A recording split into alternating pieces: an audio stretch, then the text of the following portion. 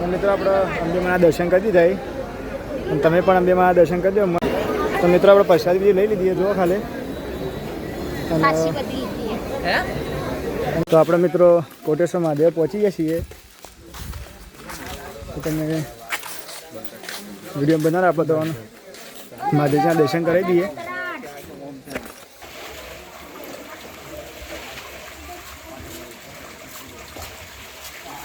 તો મિત્રો આજનો વિડીયો બહુ મસ્ત થવાનો, કારણ કે અત્યારે તે ગુરુ પૂર્ણિમા એક અમે બધા જઈએ છીએ આપણે અંબાજી માતાએ દર્શન કરવા માટે. તો તમે વિડીયો સુધી સુધી બન્યા રહેજો. આપણે તમને અંબાજી માતાજીના દર્શન કરાવશું. પછી તમારે કહેવાનું થાય ભાઈ ગુરુ પૂર્ણિમાનું. આપણે ગુરુ પૂર્ણિમાની બધાને પહેલાં તો શુભેચ્છાઓ. અને હવે આપણે રતનપુર ચોકડી આવી જઈએ. જો અને અહીંથી આપણે જઈએ છીએ એમાં અંબાજી અને માતાના દર્શન તો કરાવીએ. તમારે કહેવું તો તમે વિડીયો બન્યા રહો. સારું લોકેશન હાલ તો મસ્ત થયું છે, તો એ બધું તમને બતાવશું અને અંબાજી માતાના દર્શન પણ તમને કરાવી દઈએ. તો મિત્રો આપણે દ્વારકા પહોંચી જઈએ અને અહીંકાન જો કે ટ્રાફિક જેટલી છે. અત્યારે ટ્રાફિક વધારે છે, અત્યારે ગુરુ પૂર્ણિમા એટલા માટે જો ખાલી ટ્રાફિક જેટલી છે.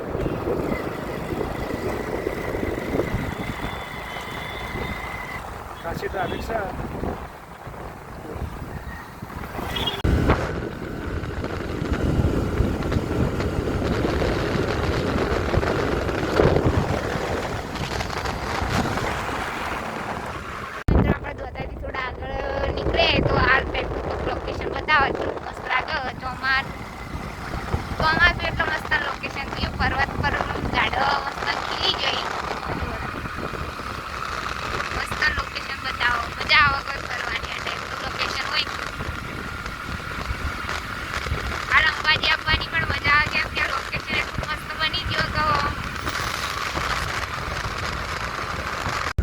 તો મિત્રો આપણે હે ને હવે ત્રિશુળિયા ઘાટ નજીક પહોંચવા આવીએ.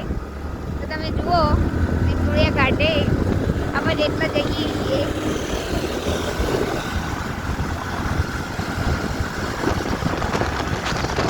નજીક આવી ગયો ત્રિશુળિયા ઘાટના.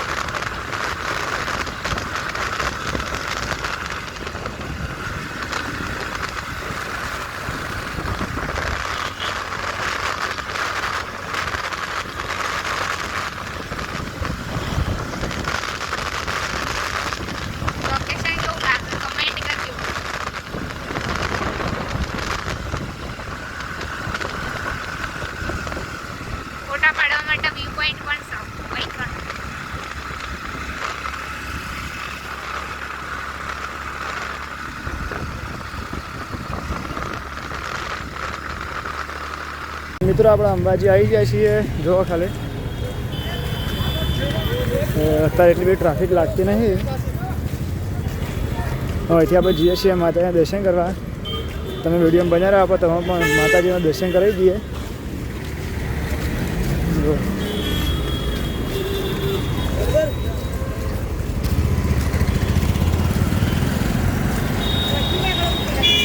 જો ભાઈ આપણે અંબાજી આવી જઈએ.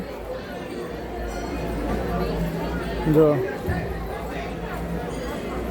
અને આટલી પબ્લિક છે હાલ.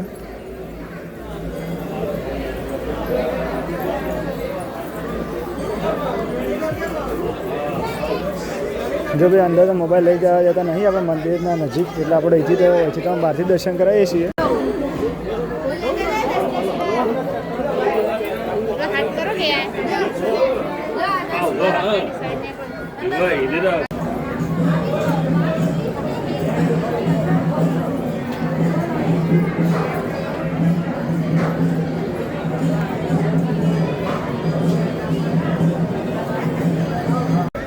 મિત્રો આપણે અંબેમાના દર્શન કરી દીધા અને તમે પણ અંબેમાના દર્શન કરજો. મેં અંદર વિડીયો નહોતો ઉતારવાનો એટલે આપણે બહારથી ઉતાર્યો અને કમેન્ટમાં જેમ બેમાં લખી દેજો.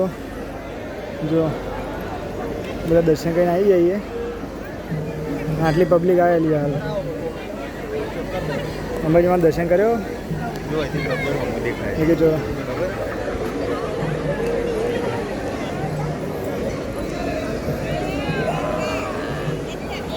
આ બાજુ અંબેમાનું મંદિર અને હોમાં ગબ્બર.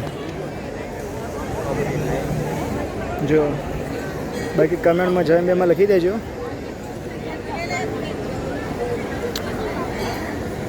અને મિત્રો આપણે અહીંથી જઈએ આમાં કોટેશ્વર મહાદેવ અને મહાદેવજીને આપણે તમારે દર્શન કરીએ તો તમે વિડીયો છેલ્લે સુધી બનાવી લેજો. તો મિત્રો આપણે પ્રસાદી બધી લઈ લીધી જુઓ ખાલી. અને અહીંથી આપણે જઈએ છીએ એમાં કોટેશ્વર મહાદેવ અને મહાદેવજીના દર્શન કરીએ અને તમે પણ દર્શન કરાવીએ. તો જુઓ કમેન્ટમાં જય અંબેમાં લખી દેજો.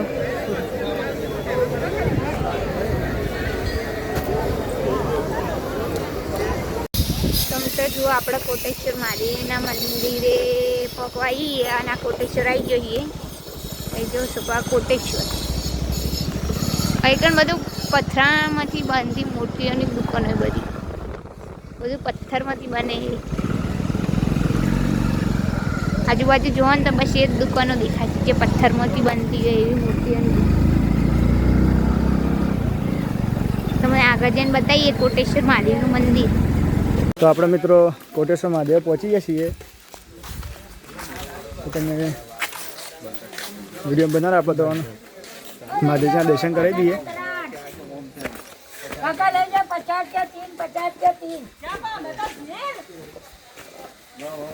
જો હાલમાં વાતાવરણ બહુ મસ્ત લાગે. જો ખાલી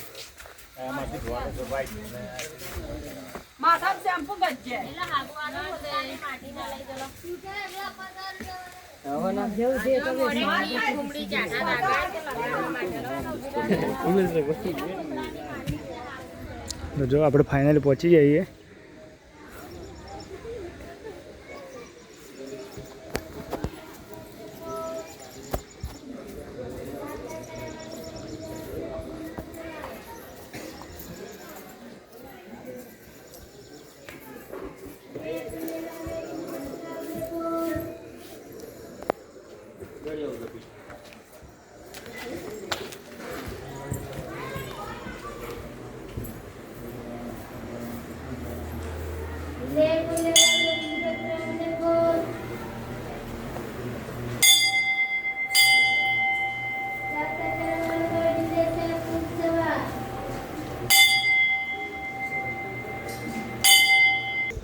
તો મિત્રો આપણે મહાદેવજીના દર્શન કરી દીધા અને અહીંથી આપણે જઈએ જે ગાયના મોઢામાંથી પાણી આવે ઠીકાણો.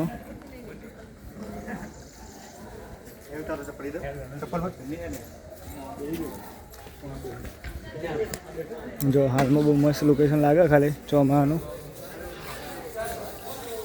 કેવું લાગે લોકેશન? ચોમાસાનું બધું લીલું થઈ ગયું કે મજા આવે. કેવું લાગે ભાઈ તમે બેવાનું?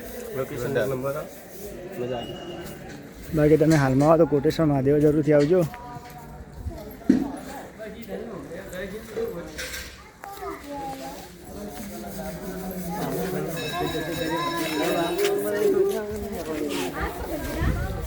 સરસ્વતી માતા કેટલું એ ખબર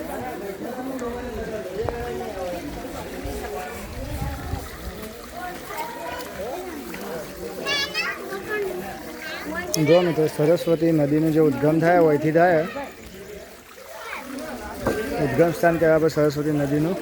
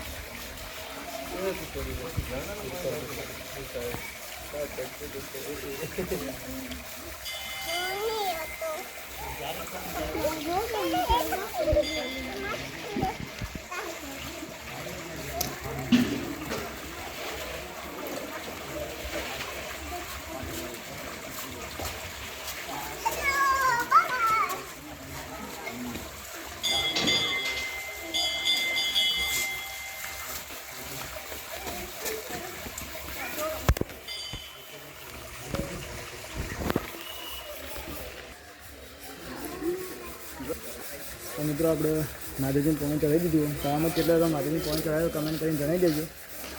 બાકી વચ્ચે આપણે સરસ્વતી નદીનો ઉદ્ગમ થાય ઉદ્ગમ સ્થળ કર્યા આપણે સરસ્વતી નદીને જો આ જગ્યાએથી આપણે સરસ્વતી નદીનું ઉદ્ગમ થાય અને એક 12 માસ પાણી આવતું જ હોય. બાકી હાલો એક આ ટાઈપનું લોકેશન છે.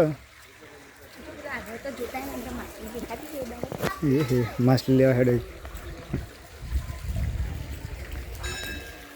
જો એકમ પાણી આવે જ જાય ગમે ત્યારે ઉનાળામાં શિયાળામાં ચોમાસામાં તો આવતું જ હોય.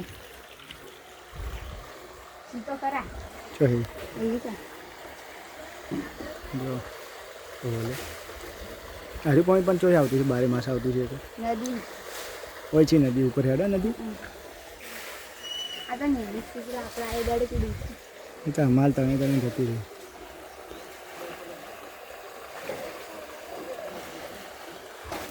ભાઈ કમેન્ટમાં હર હર મહાદેવ છે આટલા ના હતા આટલા સુધી આવ્યું. તો જતી રહી બહાર મોટું થયું. ભાઈ કમેન્ટમાં તમે હર હર મહાદેવજી લખી દેજો. તમે પણ એક વખત આવીને મહાદેવના દર્શન જરૂરથી આવીને કરી જજો.